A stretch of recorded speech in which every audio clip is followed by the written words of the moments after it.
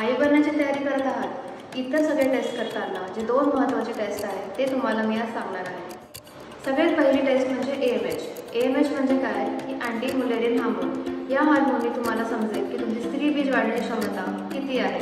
या टेस्टमुळे तुमचे किती व कसे एग्स तयार होणार आहेत ते आपल्याला कळू शकतं. लो AMH म्हणजे काय की तुमच्या ओव्हरीजमध्ये एग्सची संख्या आणि क्वालिटी कमी असते, त्यामुळे तुमच्या ओव्ह्युलेशन आणि फर्टिलिटीमध्ये अडचण येऊ शकते.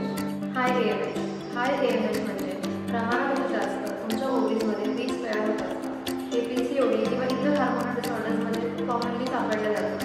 पण याचा अर्थ हे नाही की जास्त असल्यामुळे तुम्हाला ओव्ह्युलेशन आणि फर्टिलिटीमध्ये अडचण नाही येऊ शकत. हाय AMH पण फर्टिलिटीसाठी धोकेदायक आहे. दुसरी टेस्ट प्रोलॅक्टिन. प्रोलॅक्टिन तुमच्या मेंदूच्या एका भागात पिट्युटरी ग्लँडमध्ये तयार होत असतं. प्रोलॅक्टिन हे ब्रेस्टफीडिंग मदर्समध्ये मोठ्या प्रमाणात सापडले जातात. पण आजकाल मुलींमध्ये प्रेग्नेंट न होता हे हार्मोन मोठ्या प्रमाणात सापडले जातात. हाय प्रोलॅक्टिन असल्यामुळे बीज वाढण्याची क्षमता खूप कमी होऊन जाते व बीज तयार होण्यासाठी खूप अडथळे येऊ शकतात. म्हणून हेल्दी प्रेग्नन्सीसाठी तुमची तपासण्या समजून घ्या. All the best.